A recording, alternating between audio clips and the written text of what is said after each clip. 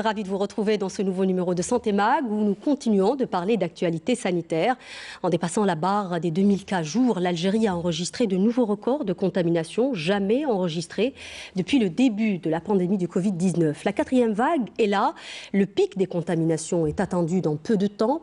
Doit-on craindre une vague d'hospitalisation, notamment avec Omicron, qui est désormais le variant dominant, connu pour sa propagation rapide et en toile de fond, une population très faiblement vaccinée. Des mesures ont été déjà prises pour réduire l'impact de cette vague, notamment la fermeture des écoles au niveau national et l'instauration du port du masque dans les administrations et les espaces publics.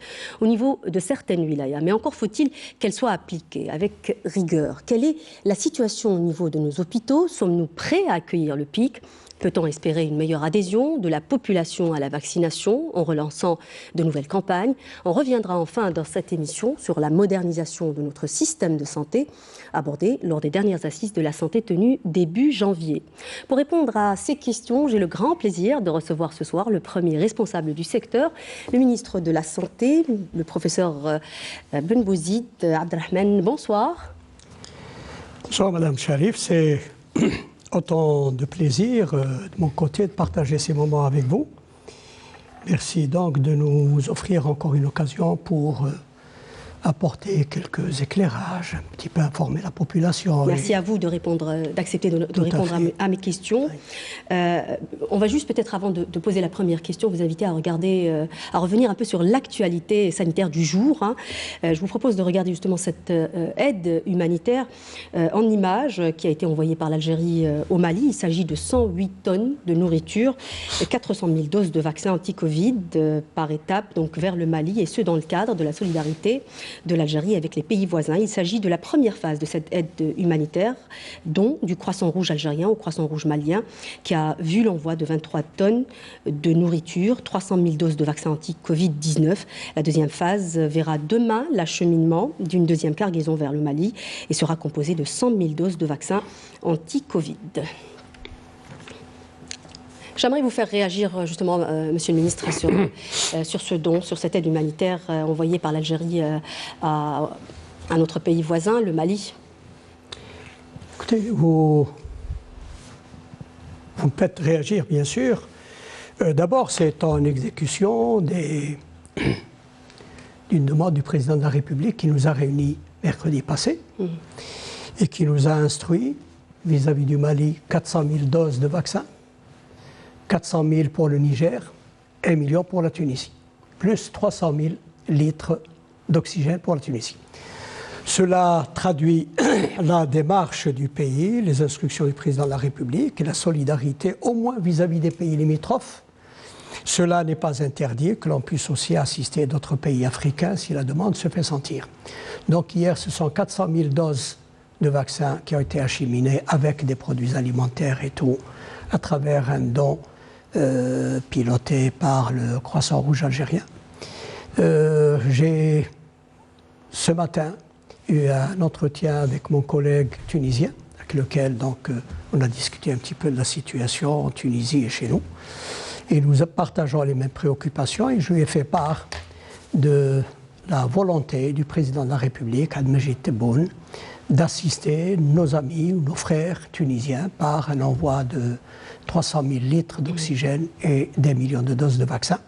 Et puis il est prévu que l'on se déplace, comme on l'a fait avec la Mauritanie, au Niger, avec une équipe médicale, discuter avec nos amis nigériens de la possibilité d'offrir un axe de coopération avec échange, avec possibilité d'offrir à ce pays frère de la formation, d'envoyer des médecins et tout. Donc tout cela est en cours et cela traduit la volonté de la disponibilité de l'Algérie à chaque fois traduite dans des circonstances comme celle-ci ou dans d'autres du président de la République d'assister les pays avec lesquels nous entretenons d'excellents rapports. Oui, des rapports d'amitié et de coopération. Alors, pour revenir un peu aussi à l'ordre du jour de cette émission, je le disais en préambule, l'Algérie a enregistré ces 3 derniers jours plus de 2000 contaminations par jour, un chiffre jamais enregistré depuis le début de la pandémie en mars 2020. Comment évalue-t-on aujourd'hui, Monsieur le Ministre, la situation sanitaire et sommes-nous prêts finalement à affronter le pic, j'ai envie de dire? Écoutez, effectivement, nous avons franchi le seuil des 2000. Je rappelle qu'à la troisième vague, au 28 juillet, nous avons eu 1927 cas. Ce sont les cas déclarés, ce sont les cas identifiés. Il reste entendu un petit peu comme dans tous les pays qu'il y a des cas qui échappent, n'est-ce pas? Mais ça, c'est une tendance. Et cette tendance se confirme. Plus les chiffres sont élevés, plus il y a de la préoccupation des citoyens, plus il y a d'hospitalisation et tout. Lorsque la vague, encore que c'est une vague extrêmement douce, a commencé il y a à peu près 4 semaines. On était à 2000 et quelques malades hospitalisés. Nous sommes arrivés à 1500 malades. Ça a commencé à monter. Contrairement à la troisième vague, où nous avions 4000 malades par semaine, c'était la frayeur totale. 4000 malades hospitalisés. Et avec tout ce dont on se rappelle, les problèmes d'oxygène, la saturation des lits, certains comportements... Ça a été une vague particulièrement meurtrière. Hein, malveillants. Là, on s'est préparé. On a établi une stratégie au ministère de la Santé.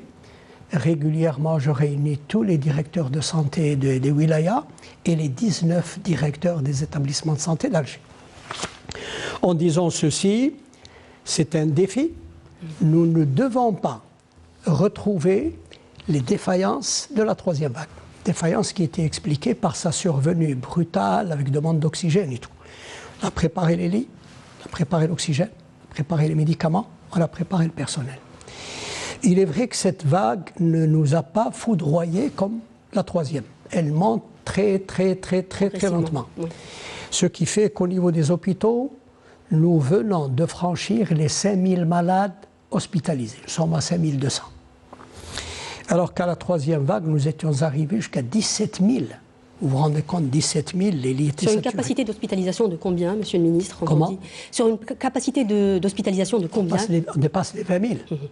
Et on peut, c'est ouvert. On a encore cette fois-ci, je me suis entendu avec les directeurs d'établissement, avec les conseils scientifiques, pour traiter les choses graduellement, avec intelligence. C'est-à-dire qu'on ne va pas libérer des lits sans qu'ils soient utilisés. Il faut qu'ils les utilisent pour la chirurgie, pour les urgences, et on a épargné des disciplines. La maternité, la chirurgie pédiatrique, ces services ne ferment pas parce qu'ils restent, ils demeurent présents pour faire face aux urgences. Donc, on n'a qu'un certain nombre de lits qui sont mis à disposition et ils ne sont pas complets.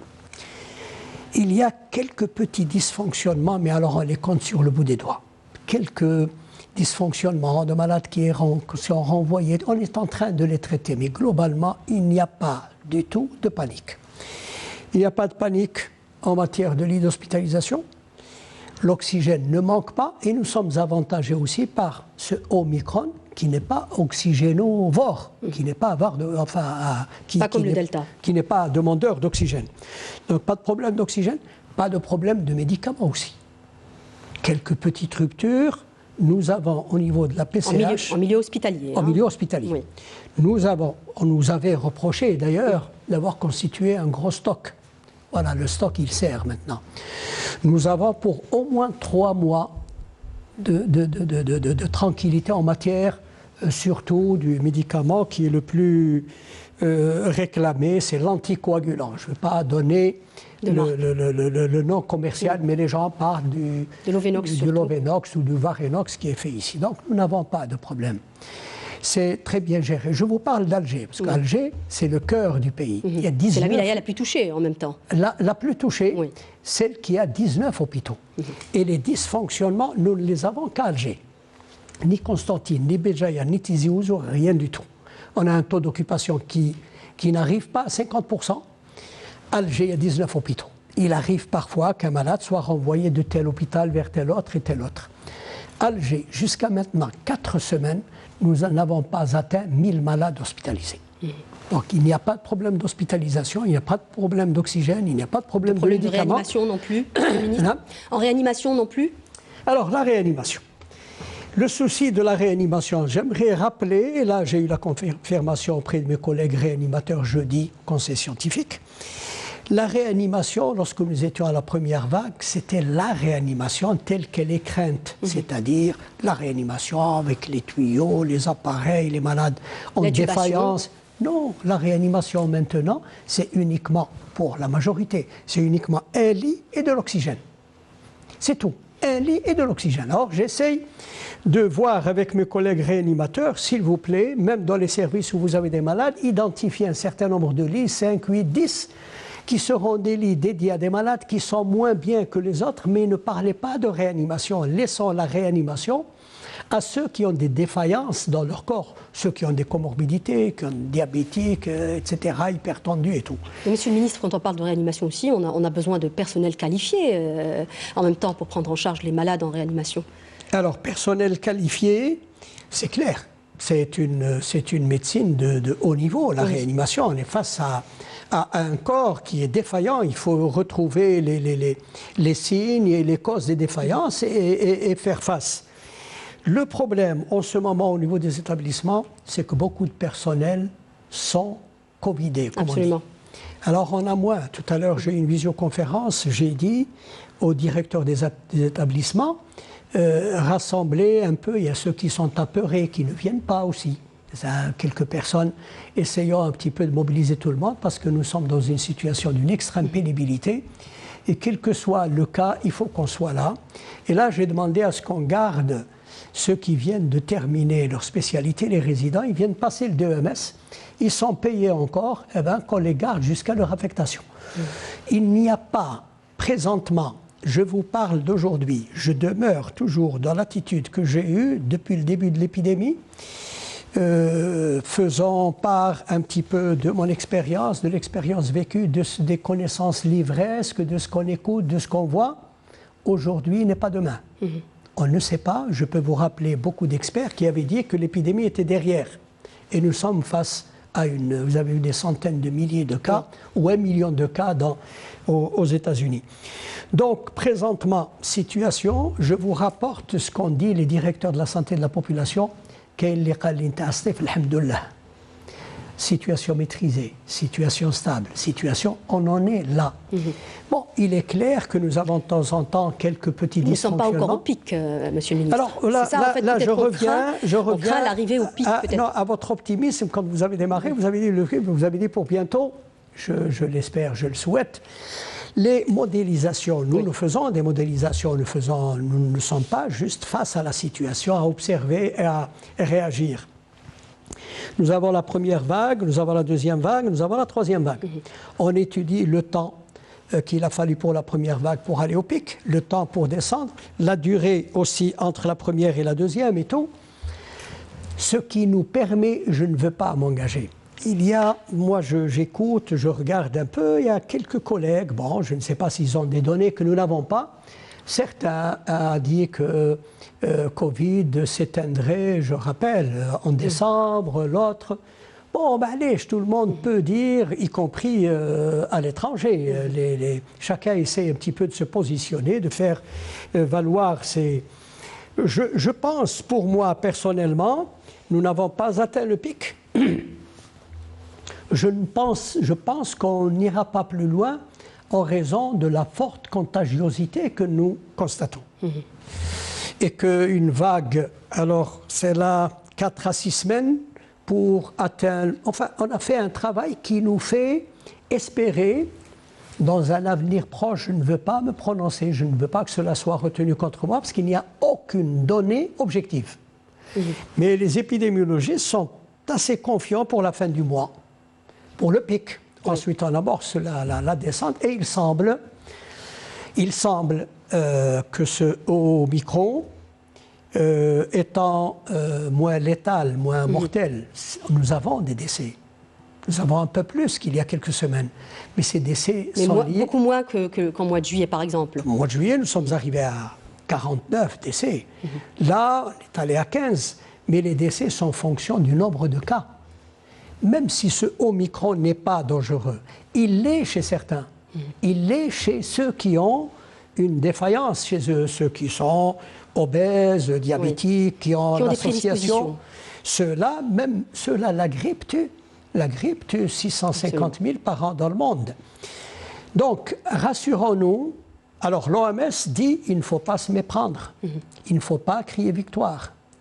Il peut encore, ce Omicron peut donner, il vient de donner ce BA2, des sous-variants et tout.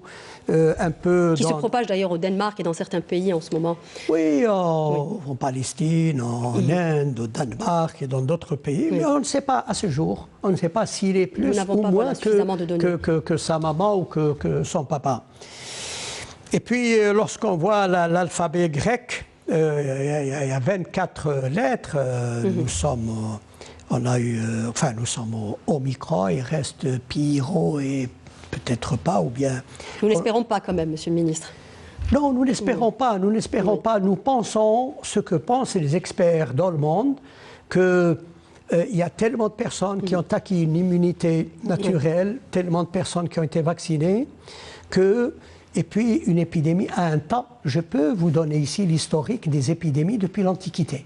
Elles ont vécu un temps et il semble que le temps de la fin de l'épidémie serait proche. Et on a eu des épidémies toutes récentes, le MERS... C'est-à-dire en moyenne, généralement, par exemple, une épidémie dure combien? 3 ans. Oui, donc si on est optimiste, en principe, on est pratiquement, pratiquement à la fin. 3 ans, il y a des décennies de cela. Oui. C'est-à-dire que les moyens n'étaient pas ceux que nous avons maintenant. Donc on peut penser que la durée... il y a des médicaments maintenant. Il y a il y a le vaccin, nous allons parler peut-être du vaccin. On parlera certainement du vaccin. Du vaccin, et puis il y a des médicaments. Maintenant, on parle du Paxlovid, du Molnupiravir, de tas de médicaments qui ont été acceptés par l'Agence européenne du médicament. Mais il faut que les gens le sachent. Il ne faut pas qu'ils croient que ces médicaments sont la panacée, sont la solution. Les malades sont sélectionnés. Ils ne sont donnés qu'à un temps donné. Je ne m'adresse pas à des spécialistes. 5 jours. C'est au début des symptômes, généralement. Les 5 jours, avant tel délai, après tel délai, chez les plus de 65 ans, etc., pris de telle manière, et ils n'ont que 80% d'efficacité pour réduire les formes graves. Ce ne sont pas des médicaments qui entraînent une extinction totale de la maladie. De la maladie, oui. Alors, si vous permettez, Monsieur le Ministre, on va revenir un peu aux hôpitaux à Alger ou aux environs. Vous avez dit que tous les moyens, et ça c'est constaté, en tout cas on a eu déjà des spécialistes sur ce même plateau, qui ont parlé justement de la disponibilité de l'oxygène et autres médicaments. Néanmoins, il y a quand même, alors comme je disais tout à l'heure, on a annoncé que vous étiez notre invité, et donc on a eu beaucoup de questions de la part des téléspectateurs. Certains sont dans le milieu médical, et qui parle quand même de la persistance d'un manque de moyens au niveau de certains hôpitaux dans les alentours d'Alger. Ce n'est pas exactement Alger, mais dans les alentours d'Alger. On parle notamment d'un manque de réactifs de PCR, de réactifs d'antigéniques, d'un manque de masques qui est également signalé. Et les malades, aux grandes dames, donc justement de la plupart de nos malades, sont orientés au privé pour se faire dépister. Pourquoi on en est là, Monsieur le Ministre? Pourquoi on n'arrive pas aujourd'hui à dépister nos malades? On les oriente vers des infrastructures privées où ils se font dépister au prix fort. Un test antigénique coûte en moyenne aujourd'hui 2500 dinars. Pour un papa qui a quand même des enfants, aujourd'hui vous savez très bien que les enfants sont très touchés par cette pandémie, dépense quand même dans les 10 000 dinars passés, ce qui est difficile pour un papa de la classe moyenne ou démunis. Exact.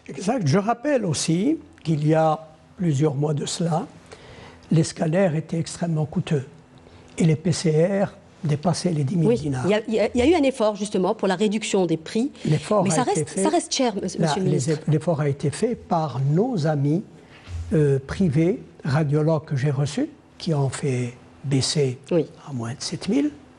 Et pour les tests PCR, il l'avait fait. Qu'est-ce que vous voulez? Dans toutes les situations où il y a demande, naissent des appétits. Le système, quel qu'il soit, à l'instar des autres systèmes dans le monde. Je vous invite, et vous le faites, à lire et à regarder partout dans le monde, dans des situations d'une extrême difficulté, naissent aussi des difficultés. On ne peut pas servir tout le monde. On ne peut pas assurer à tout le monde. Effectivement, les hôpitaux font les PCR Mais l'établissement public, il reçoit tout le monde. Il arrive qu'ils ne peuvent pas satisfaire tout le monde. Et est-ce que l'État ne peut pas faire un effort pour le financement de ces tests? On peut pas faire. Ils sont financés, nous finançons. C'est le nombre qui dépasse les moyens. Oui. Nous finançons, la médecine est gratuite, les établissements sont gratuits, même si je rejoins ceux qui disent que on achète des médicaments à l'extérieur et tout. Il y a ces problèmes, parce qu'il y a une forte demande, et il y a aussi parfois... Alors, parler des tests antigéniques, ils sont faits partout. Vous savez, je viens d'autoriser aujourd'hui un arrêté autorisant les officines à faire les tests antigéniques. Comme cela se fait un peu partout dans le monde. Ils sont arrivés à 1700 dinars. Il y a une compétition. Heureusement que cette compétition se fait dans le sens souhaité. Les tests ont démarré à des prix élevés. Maintenant, 1700 dinars. C'est à qui on s'adresse pour les tests antigéniques. Et là, en permettant à toutes les officines de faire les tests antigéniques qui coûtent quelques dollars, c'est tout, pas plus. Ça coûte 5 euros il y a des appétits, qui ne sont pas compréhensibles en fait dans une situation de difficulté dans tout le pays. Peut-être qu'en autorisant les officines, comme on l'a fait pour la vaccination, à faire les tests PCR, pas les tests PCR, parce que les tests PCR... C'est plutôt les autotests, hein, Monsieur le Ministre, non? Oui, au niveau des officines. PCR, c'est une les machine. tests rapides. Il faut faire l'amplification, il faut faire tout un réplicage et tout. Les tests antigéniques, c'est 15 minutes, 20 minutes. Et puis les tests aussi, les autotests, tout le monde les a. Il y en a qui ont ramené les autotests le cabas. Ça se vend. On les fait chez soi, on les a, on les achète et tout. Donc si on permet aux officines de faire les tests antigéniques, on va peut-être réduire. Et... Ça, c'est le cri d'un téléspectateur, hein, Monsieur le Ministre. Hein. Il dit « Regardez les tarifs pratiqués par les laboratoires, c'est du domaine de l'impossible. L'État doit faire quelque chose pour se réapproprier la confiance du citoyen en l'aidant juste un peu. » Madame, les tarifs pratiqués par les cliniques privées, sans vous donner une quelconque facture, les tarifs pratiqués dans les cabinets, les tarifs pratiqués aussi dans d'autres commerces. Bon, là, on cible la santé, parce qu'on est... La santé, c'est un peu différent quand même, Monsieur le Ministre. Il s'agit de la santé des citoyens. C'est un enjeu beaucoup plus important. Je comprends parfaitement. Je comprends parfaitement que pour la santé, c'est une... On dit que la santé a un coût, mais pas un prix. Oui, tout à fait, tout à fait. Mais ça échappe à tout contrôle. Bon, on sensibilise, on essaye... Mais vous avez des énergumènes qui vous sortent de partout. Regardez un petit peu ce qui se passe dans l'actualité pour l'huile, pour... Oui. Mais je voudrais quand même dire que nous en préoccupons et j'ai beaucoup de peine pour les familles. Alors, certaines familles qui présentent les mêmes signes. C'est le papa ou l'aîné qui fait le test, ils ne le font pas aux autres, par défaut de moyens. Et ils disent, bon, ce sont les mêmes signes, ils sont peut-être aussi contaminés, donc à quoi bon?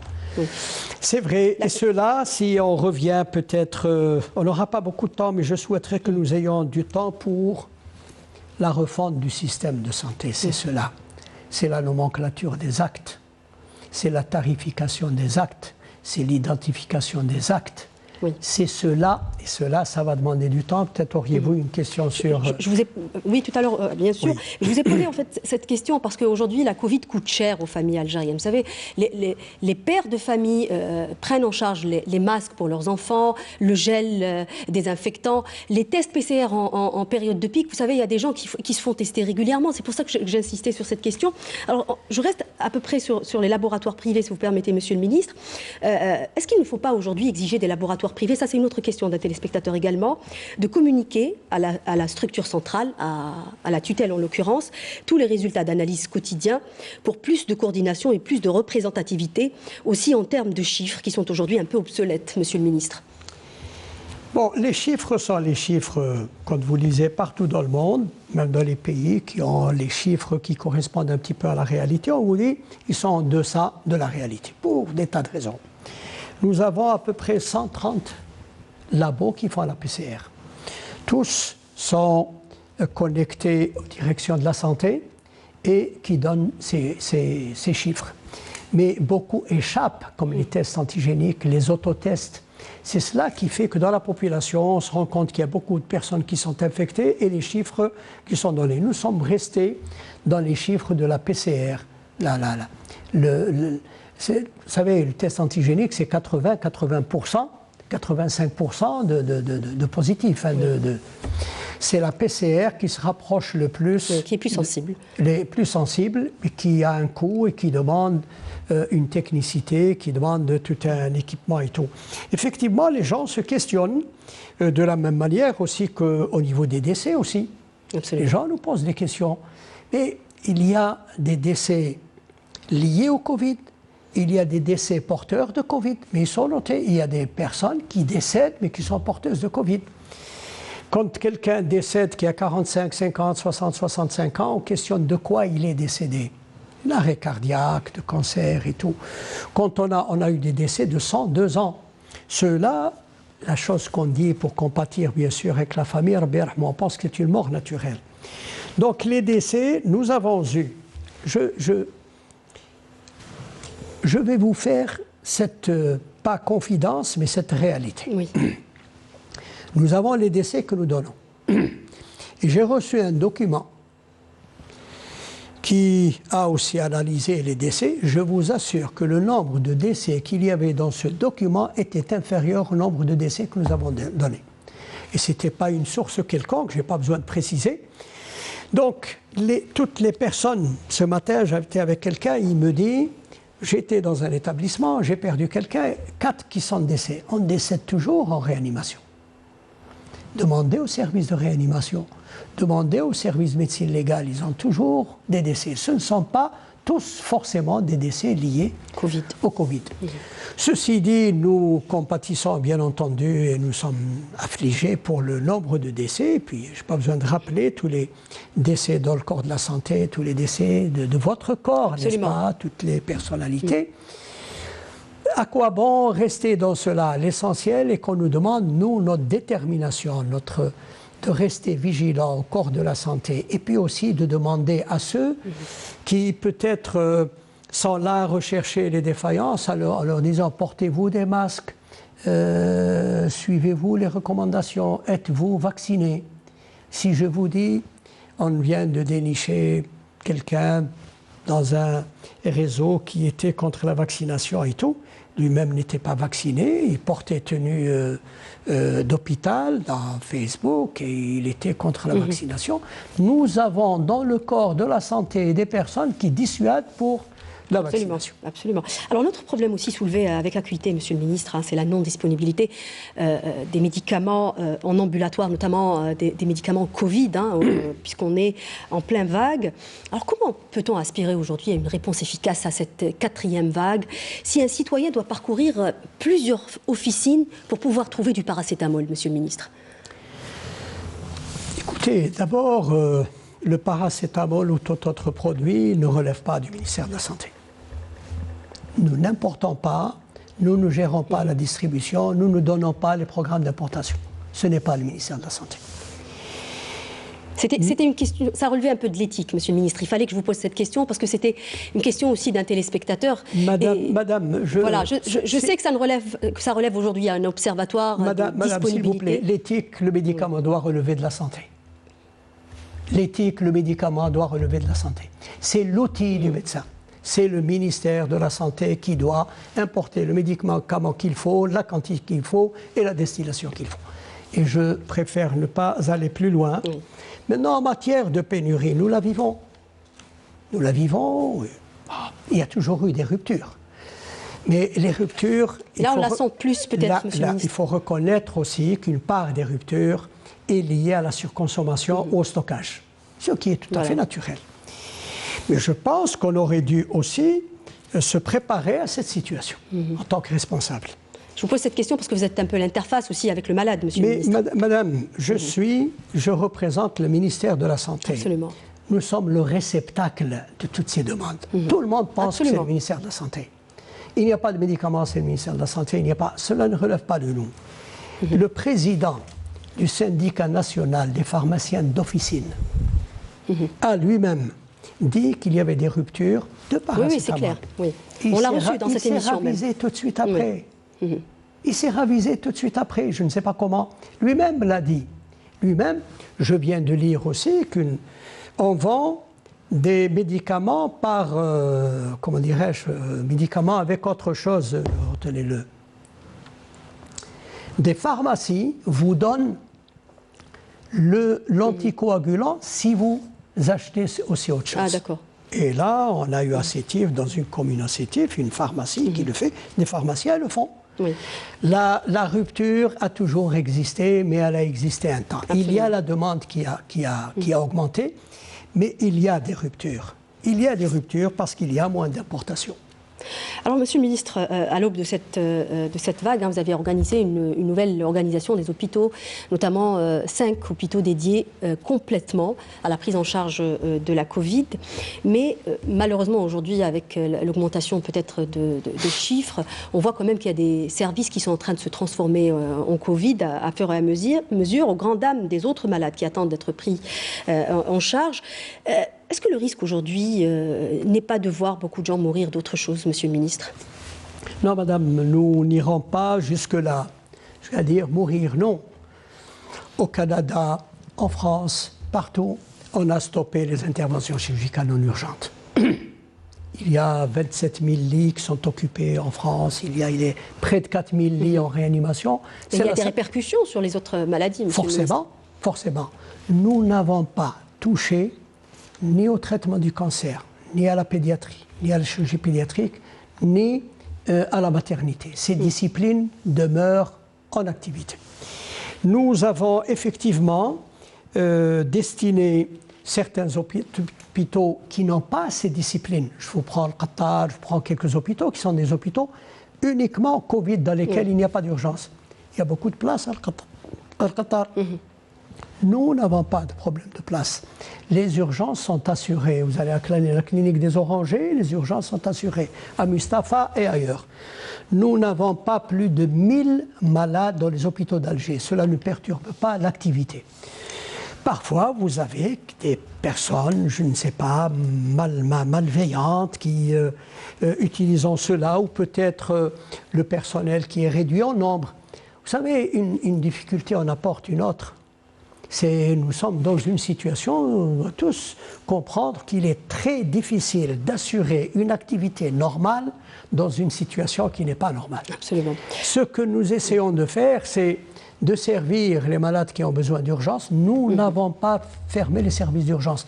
Il y a même des services. Je vais vous citer un exemple, certains comportements dont j'ai parlé tout à l'heure. Je prends un établissement dans lequel il y a une activité de chirurgie qui n'a pas cessé et dans lequel il y a des disciplines qui ne sont pas des disciplines urgentes. Et moi, j'ai dit au directeur d'établissement, travaillez graduellement. Nous, on vous demande par palier, en fonction de la situation. On leur a même dit 65%. On les a même orientés. Tant que la situation est maîtrisable, gardez les malades, gardez les activités. Eh bien, il y a 3 services qui sont fermés. 50 lits, 75 lits, 175 lits qui sont fermés. C'est à quel niveau, Monsieur le Ministre ? Je ne vous dirai pas, il y a 7 malades. Pourquoi vous ne le direz pas ? Je n'ai pas besoin de vous dire l'hôpital, moi je vous dis la situation. À quoi bon, n'est-ce pas ? Je vous dis, pour qu'on ait une idée, Monsieur le Ministre. Non, ces gestionnaires, ça y est, on a dit c'est le Covid, il faut faire, ils ferment. Je ne cesse de leur dire, je fais appel à vous êtes des énarques, vous êtes des responsables. Chacun dans son établissement sait gérer la situation. Il n'y a pas beaucoup de malades, il laisse les activités. Il y a un recrutement de malades Covid, il commence à libérer. Je vous dirai aussi une chose. Les gestionnaires ne sont pas les seuls ou pas tous responsables. Je peux en citer quelques-uns. Il y a mes collègues, madame. Il y a aussi certains collègues qui gardent les lits occupés pour ne pas en avoir d'autres. Il y a certains qui donnent des instructions pour... C'est comme ça. Je vais vous dire, dans une situation donnée, vous pouvez réussir à 98%. Et nous sommes peut-être à 95% dans la prise en charge. 5% ou 12% vous entachent et vous démontent tout. Vous avez rappelé... Vous avez demandé de mettre le citoyen au centre des préoccupations. Ça s'inscrit un peu dans le programme du président de la République d'ailleurs. Vous avez littéralement interdit de refuser ou de refouler des malades au niveau des infrastructures hospitalières, qui est une bonne chose en soi. Mais est-ce que le problème ne devrait pas être réglé également en amont, Monsieur le Ministre? C'est-à-dire quand on demande à des responsables d'hôpitaux de ne pas refouler des malades, est-ce qu'aujourd'hui, ces mêmes hôpitaux ont les moyens, c'est-à-dire en termes de capacité, de lits Covid, mais aussi de lits de réanimation, qui est une demande, je rappelle, une requête qui a été renouvelée à plusieurs fois, celle d'augmenter les capacités de réanimation. Madame, je vais vous répondre avec la précision voulue. Nous avons eu ce problème à la 3e vague. On renvoyait les malades, il n'y avait pas de place. Maintenant, il y a de la place. Il y a de la place, on ne renvoie pas. Il est interdit de renvoyer les malades. Encore mieux, ce qui s'est passé. Un malade arrive, on a de la place, mais c'est quelqu'un qui a besoin d'oxygène. Pour eux, pour ceux qui le reçoivent, mal intentionnés bien entendu, ils lui disent « Ah, il vous faut la réanimation, on n'a pas de place de réanimation. » Mais allez, il lui faut de la réanimation. Vous êtes dans un établissement, vous êtes médecin. Vous êtes dans la structure qui prend en charge le malade en souffrance. Vous lui dites il n'y a pas de place de réanimation, vous le renvoyez dans la rue? Vous le renvoyez dans la rue alors qu'il a un besoin urgent de soins? Interdit totalement. Il faut qu'on en déniche quelques-uns pour faire exemple. Interdit. Cela s'est fait à la 3e vague. Et encore, ce n'était pas permis. On a renvoyé des malades. Interdit de renvoyer un malade. Quand un malade vient, il a besoin de réanimation. Comprenez bien, il est mieux à l'hôpital, dans un lit, avec un peu d'oxygène, en attendant de lui trouver une place, que de le renvoyer dans la voiture. Alors, à propos de réanimation, qui étaient à même le sol, Monsieur le Ministre, c'est pour ça. Dans la 3e vague, on a vu des gens à même le sol. C'est peut-être pas une solution quand on n'a pas de quoi le prendre en charge. C'est pour ça que je vous pose cette question. Mais actuellement, apparemment, il y a des lits. Il n'y a pas cela. Je peux vous assurer que les cas sont rares. Et j'insiste avec toute la considération que j'ai pour les collègues. Je mets de la fermeté dans les propos, mais j'essaye beaucoup plus, un petit peu, de les assister, de leur dire que nous ne devons pas, nous, ternir l'image. Nous travaillons. Il ne faut pas qu'il y ait. Il y en a très peu. Il y en a très peu. Alors, pour la réanimation, nous avons toujours souffert de lits de réanimation. Eh bien, j'ai pris des mesures qui pourraient... Alors, on vient de gagner des lits de réanimation à Blimsos. Je vais ouvrir un service qui était destiné à une autre spécialité. Ce sera la réanimation. Parce que même en dehors du Covid, les manques dans le pays étaient des lits de réanimation. Allez trouver un lit de réanimation. La Covid n'a fait que montrer les besoins. Je vous dis, si je vous disais la lutte qu'on a eue au niveau de l'hôpital de Zmirli, il y a 14 lits de réanimation dotés d'oxygène. Le chef de service demande un double approvisionnement. On l'a fait. Difficile de changer les mentalités, il y a quelques résistances. On y arrive par la discussion, la dissuasion, on met tous les moyens. À aucun moment, on a pris des sanctions ou autres. Nous allons avoir des lits tout à l'heure. Alors, lits de réanimation à Mustapha. On nous dit, voici les lits qui sont réservés Covid. Et voici, il y a encore des lits de réanimation, mais qui sont réservés au service de chirurgie. Vous savez ce que je leur ai dit? D'accord, démontrez-moi que le calcul que vous avez fait, en réservant ces lits pour Covid et en réservant les autres pour la chirurgie, donnez-moi quels éléments, quels paramètres, quels éléments vous avez pour me dire que nous avons fait la distinction entre cela et cela. Non. Il y a un travail pédagogique à faire avec les collègues. Un travail de gestion aussi, hein, Monsieur le Ministre. Une gestion. Absolument. Oui. Je peux vous assurer que ces problèmes que nous avons sont des problèmes vécus ailleurs. Pas autant, mais vécus. En situation de conflit, de problème et tout, il y a toujours une difficulté à assainir. Les systèmes de santé ont été exacerbés partout dans le monde dans cette crise. Alors il y a une autre bataille aussi que vous devez mener en parallèle avec cette 4e vague, c'est celle de la vaccination, bien entendu. Vous avez annoncé le lancement demain d'une nouvelle campagne de vaccination. Il y a eu également le lancement hier de la vaccination pour le corps de l'éducation. Alors comment comptez-vous convaincre, Monsieur Monsieur le Ministre. Jusqu'ici, on a vu quand même, on a eu beaucoup de mal à convaincre. Comment comptez-vous faire adhérer les gens à cette vaccination? Convaincre. Nous n'allons pas rester comme l'âne de Buridan entre le picotin d'avoine et le seau d'eau. Face à cette situation, nous devons agir. Les gens nous observent. Il y a une épidémie, il y a les enfants, les écoles sont fermées, les universités sont fermées. On doit absolument engager une campagne de vaccination à l'occasion de cette flambée. La difficulté dans la vaccination, c'est, je vais dire encore, c'est l'aphorisme de Brandolini. Vous mettez plus d'efforts à convaincre quelqu'un que ce qui a été fait pour faire le mal.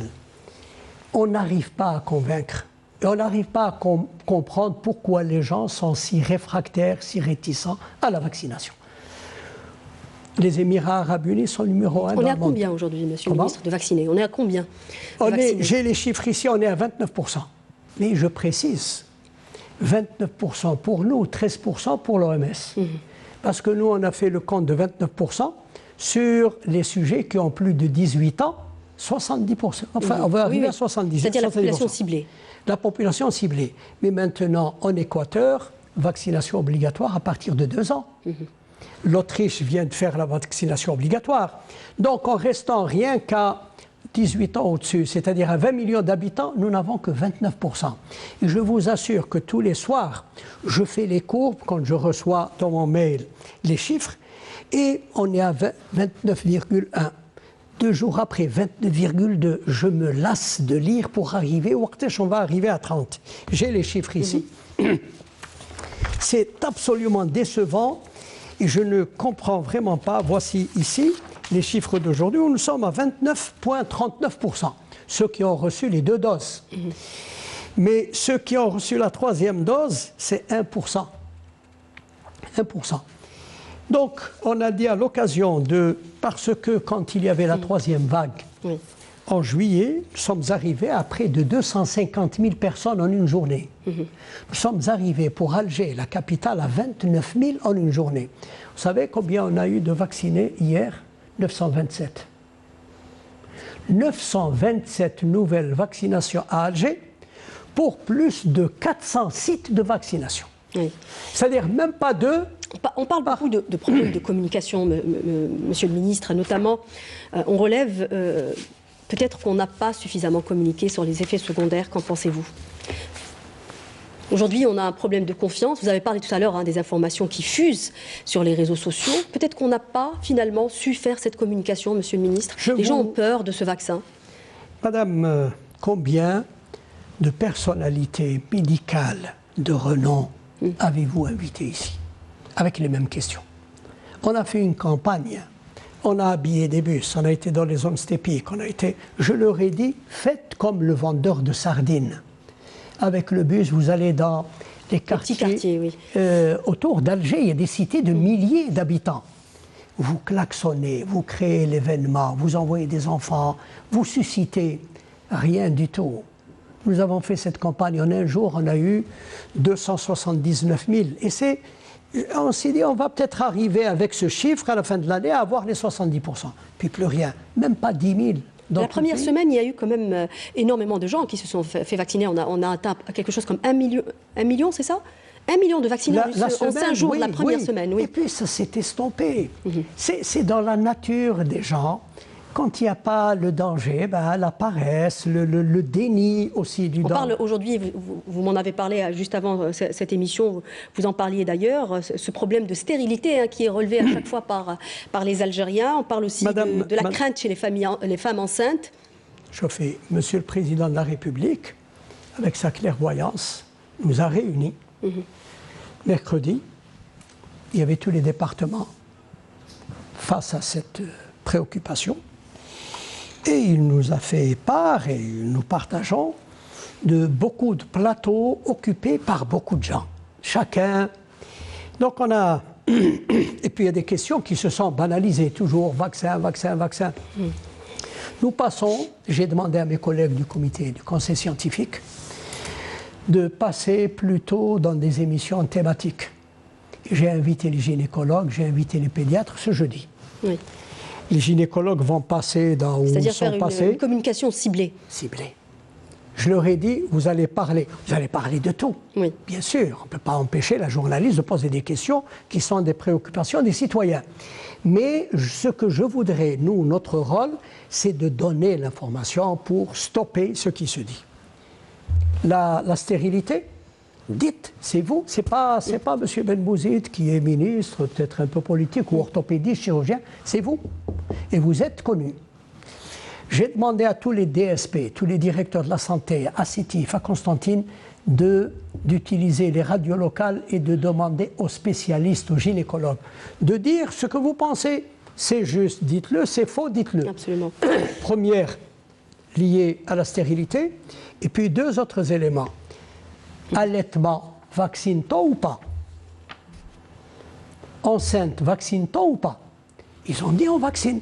Allez le dire parce qu'il y a des méchantes personnes qui disent le contraire. Deuxième émission, ça je vais l'organiser chez moi au ministère, mais je parle des membres du comité scientifique. Plus aucun membre du comité scientifique, qui sont mes collègues et on partage et tout, absolument, ne passera si on n'a pas, nous, élaboré plutôt une émission, fini la banalité, ciblant. Les professeur Bensloussi, ses deux collaboratrices, qui est le comité de vaccination. Ce sont eux les experts du ministère de la Santé sur la vaccination des enfants, changement de vaccin, etc. Ils vont passer, ou ils sont passés aussi, vous allez parler de la vaccination chez les enfants. Donc nous aurons, je le souhaite, le comité scientifique avait justement parlé, à un moment donné, si vous permettez, Monsieur le ministre, puisque vous me tendez la perche, le comité scientifique avait parlé justement de la vaccination des 15-17 ans à un moment donné. Est-ce que vous pensez aujourd'hui que le bénéfice l'emporte sur le risque? Personne n'a parlé des 15-17 ans. On avait parlé des adolescents à un moment donné. Non, madame. Celui qui l'a dit n'engage que sa personne. Et c'est cela le problème. Oui. On en a parlé, mais je ne voudrais pas qu'on le dise comme ça directement pour ne pas, n'est-ce pas, engager des gens à le penser. On en a parlé entre nous. On a dit, chez nous, tant qu'il n'y a pas de mort, les décès que nous avons eus, et ce jeudi on en a parlé, c'est d'abord il y a eu un décès qui n'a rien à voir avec Covid, qui a été très médiatisé. Vous voulez dire qu'il n'y a pas de mort chez les enfants, c'est ça, Monsieur le ministre? Non, il y a eu des morts chez les enfants, mais ce sont des enfants porteurs de maladies mortelles. D'accord. Les enfants qui sont décédés, c'est l'avis des pédiatres, ce n'est pas moi, le recueil de ce qui est dit, sont des enfants leucémiques ou cancéreux, une qui avait une hépatite, etc. Oui, qui avait des comorbidités. Mais il se pourrait qu'il y ait, à quel taux, je vous questionne, à quel nombre d'enfants décédés allons-nous vacciner? Nous n'avons pas atteint, ça c'est l'avis des pédiatres, ce n'est pas moi. Moi, ma politique, Madame Sharif, je l'établis, je suis le ministre, je ne suis pas le décideur, je recueille le conseil, et j'invite au conseil scientifique les médecins, les internistes, enfin toutes les disciplines qui ont. Il n'y a pas eu d'enfants décédés Covid, peut-être, disons, un nombre qui. Et c'est l'ensemble du conseil scientifique qui a dit non. Les enfants pour le pass sont, vaccinal, Monsieur le ministre, pour clore ce chapitre justement vaccination, pour le pass vaccinal, alors on a commencé à l'instaurer progressivement dans les salles de sport, les salles de cinéma. Est-ce qu'on risque de voir son application ailleurs prochainement? Le pass vaccinal est une mesure qui est au-dessus du ministre. Quand vous suivez les chaînes étrangères, c'est le Premier ministre. Je ne veux pas dire que c'est comment dirais-je, une décision qui va impacter, n'est-ce pas, des secteurs économiques, des secteurs. Moi, ce que je dis en ma qualité de responsable de la santé, je mets le pass vaccinal. Vous êtes le ministère de l'Industrie, moi je vous fais le pass vaccinal. Il ne m'appartient pas à moi, au ministère de la Santé, d'imposer le pass vaccinal dans un quelconque. On l'a fait, c'était une recommandation du Conseil scientifique avec instruction du Premier ministre, pour les endroits où on n'a pas obligation d'aller. On peut le faire dans les salles de cinéma, les salles de spectacle, les salles de sport, les terrains de football. Ça, c'est déjà engagé. Le pass vaccinal, même pour l'étranger, on a pris un peu de temps parce qu'il fallait le sécuriser. Il y a des aspects parce que dedans, il y a toutes les données sur la personne qui a été vaccinée. J'espère que nous n'aurons pas à imposer le vaccinal. Je dis j'espère. J'espère que la campagne de vaccination ne m'avait pas permis de dire, oui, de répéter tout fort ce qu'est la vaccination. Allez-y, monsieur le ministre. Pourquoi les gens refusent la vaccination? Quand quelqu'un refuse, je parle de ceux qui ont moins de 70 ans. Je dis, mais vous êtes vacciné, monsieur. Voyez-vous, le tétanos, c'est fini. Voyez-vous, la polio, c'est fini. Voyez-vous, la variole, c'est fini. Voyez-vous que j'ai vu, moi, quand j'étais étudiant au Qatar, dans les années 74 ou 75, la coqueluche, la diphtérie, sont des images dont je me rappelle, des enfants innocents qui mouraient de ces maladies. Ça n'existe plus. Et alors, dans ce cas-là, refusez la vaccination chez les enfants. On veut vacciner les adultes. Pourquoi vous acceptez que vos enfants qui sont innocents, vous acceptez qu'ils soient vaccinés? Dites-le aussi. Peut-être parce que le vaccin aussi anti-Covid n'a pas vraiment tenu tous ses engagements, monsieur le ministre. Il a tenu ses engagements. Écoutez, on n'arrête pas... On tombe malade même si on est vacciné. Peut-être il faut expliquer aux gens que ça protège des formes graves. Avec la franchise, avec la transparence totale. Moi, je suis vacciné. Je peux être contaminé et je peux contaminer. Oui. Cela veut dire quoi quand je suis vacciné? Ça veut dire qu'on m'a injecté, selon différentes formes de vaccins, mais je prends la façon la plus simple. On m'a injecté une coquille de vaccin sans son venin, sans une coquille vide. Juste, mon corps reconnaît le vaccin et pour me défendre, il fabrique des anticorps. 10-15 jours après, puis il faut faire des rappels. Si moi, je prends une personne, je ne vais pas prendre que ma personne, je peux être infecté, je peux avoir le vaccin, les virus dans la gorge, mais dans le sang, ils sont combattus. On ne le fait pas. Alors, je vais vous donner ces chiffres. Peut-être rappeler, voilà justement, j'allais vous dire, peut-être rappeler le nombre des vaccinés qui ont été admis en hospitalisation. C'est ça, c'est important, juste pour conforter ce que je dis. Absolument. Tout le monde dit que le vaccin réduit les formes graves. Et à propos de ce Omicron aussi, c'est une petite précision, il est dans la sphère respiratoire haute. C'est un vaccin qui ne va pas au poumon, qui ne supprime pas les échanges gazeux dans le poumon et qui va jusqu'à la désaturation, c'est-à-dire qu'avec un pourcentage réduit d'oxygène dans les globules rouges et qui va entraîner tous les dommages. Nos statistiques. J'avais des statistiques de Sétif d'il y a quelques mois. L'équipe de Sétif a dit, avant que nous n'engagions des statistiques ou de ce travail, tous les décédés de Sétif étaient tous non vaccinés. Ça n'a pas eu de diffusion. Mais nous avons, je voudrais insister sur cela, sur les malades hospitalisés, 81% ne sont pas vaccinés. Je l'ai dit au journal de télévision en arabe et j'ai essayé un petit peu de simplifier pour une meilleure compréhension destinée à nos mères. Dans 10, 8 ne sont pas. Ça peut-être, je ne sais pas si j'ai eu tort ou pas, mais j'ai essayé. C'est cette volonté de mieux expliquer. 81% de ceux qui sont dans les hôpitaux ne sont pas vaccinés. C'est quand même édifiant. Absolument. Ça, hospitalisé simple. Pour les hospitalisés en réanimation, c'est-à-dire ceux dont l'état passe à une dangerosité qui sont, c'est 96% qui ne sont pas vaccinés. C'est-à-dire plus de 9 sur 10, vous avez 10 malades, presque 10 non vaccinés. Et ils le regrettent, il faut voir ce que disent les malades dans ces situations.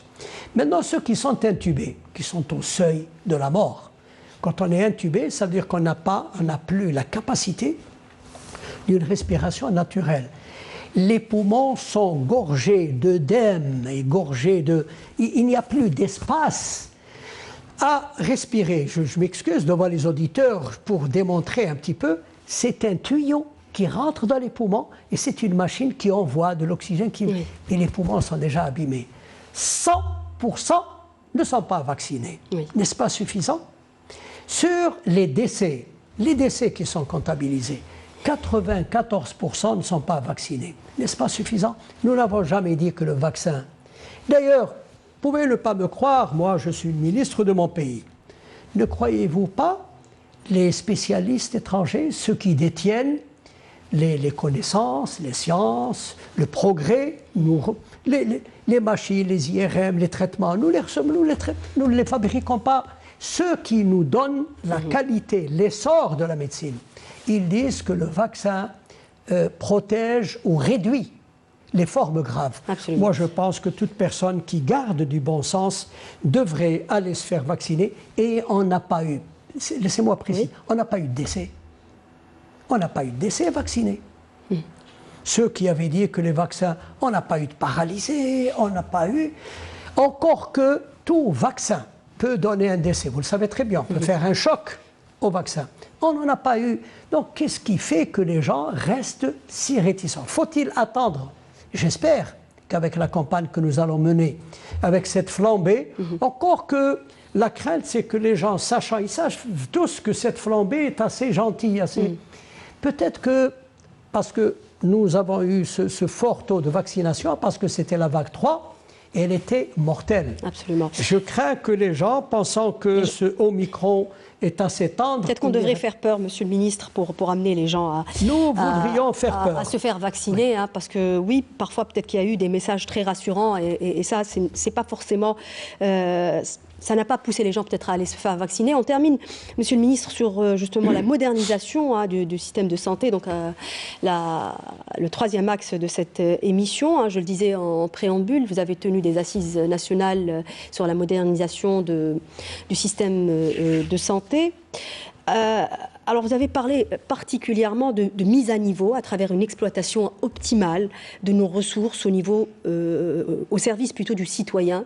Comment, Monsieur le Ministre ?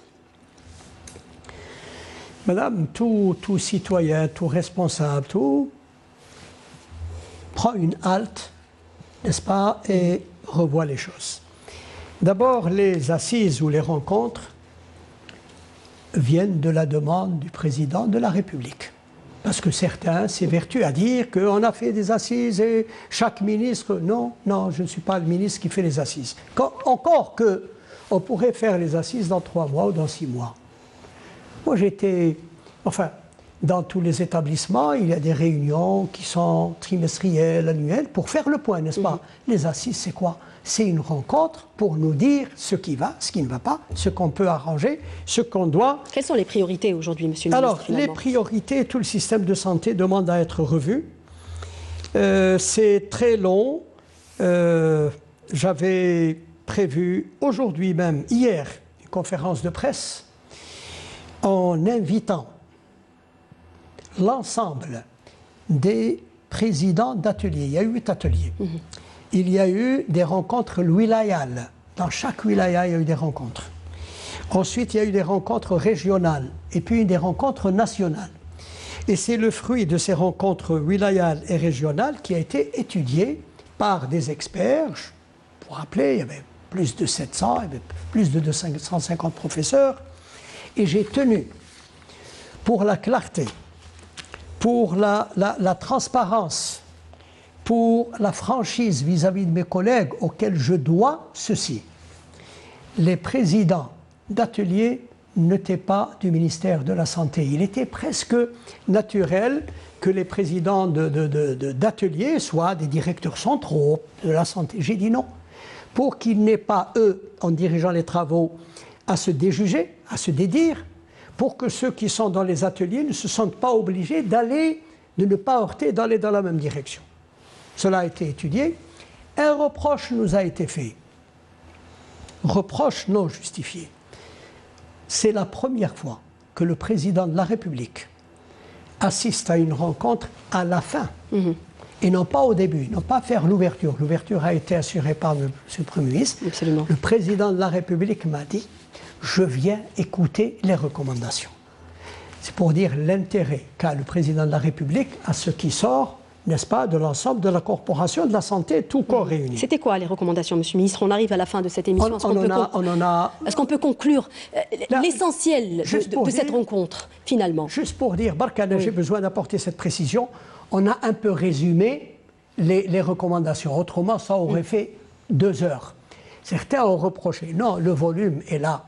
Le document est là. Ceux qui ont dit quelque chose le retrouveront. Les recommandations, j'ai beaucoup à dire. L'essentiel, Monsieur le Ministre. L'essentiel, c'est la révision, c'est mettre notre système de santé qui ne répond plus à une population de 45 millions d'habitants, qui ne répond plus à des demandes de citoyens qui sont autres que ceux d'il y a 20 ans ou 30 ans, qui ont ces moyens, n'est-ce pas, de savoir. C'est de mettre nos systèmes de santé égal ou au moins proche des systèmes de santé performants. Comment, Monsieur le Ministre? Comment? À travers quoi? Quel outil? À travers tout un ensemble de mesures. Des mesures à court, moyen et long terme. Des pays, sans les citer, ont mis 15 ans pour réformer le système. Ce ne sera pas demain. Parce qu'il y a des snipers qui sont là, qui attendent. Non, nous, on élabore et on va travailler tous ensemble. Il y a des échéances courtes, il y a des échéances qui vont peut-être perturber. On va les traiter avec beaucoup de calme. Et il y a...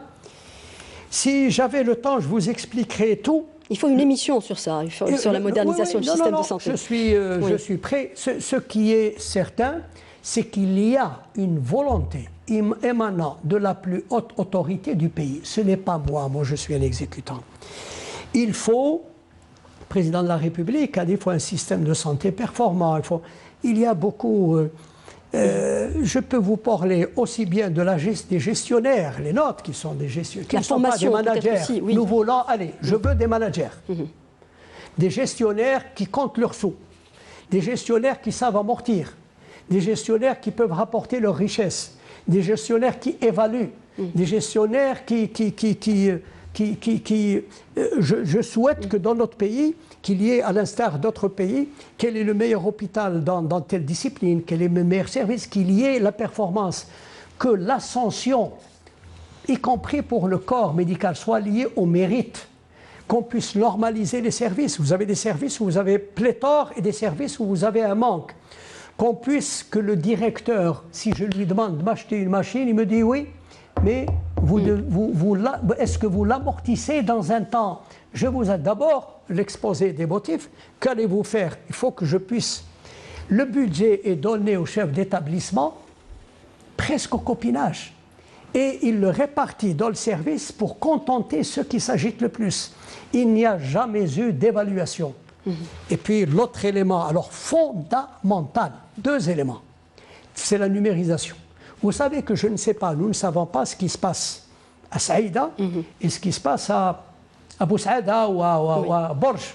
Il y a des médicaments qui vont se périmer ici, il y a un manque des mêmes médicaments là. Il n'y a pas. La numérisation est une tare, pas seulement de la santé. Deuxième élément, celui-là sur lequel on va tout axer, c'est la contractualisation. C'est-à-dire que tout citoyen, je pourrais développer si vous le souhaitez. Brièvement, là il ne nous reste plus le temps, Monsieur le Ministre. Ça se fera, il ne faut pas les mettre sur mon compte. C'est un travail élaboré par les spécialistes, moi je vous le dis, et cela va demander beaucoup de temps et cela va demander bien entendu l'assentiment et la participation et la contribution et la solidarité de tous. Oui. Merci beaucoup Monsieur le Ministre d'avoir répondu à nos questions. Merci à vous de nous avoir prêté attention. Cette émission est à présent terminée. N'oubliez pas de nous rejoindre sur les réseaux sociaux. Excellente soirée sur Canal Algérie. Au revoir.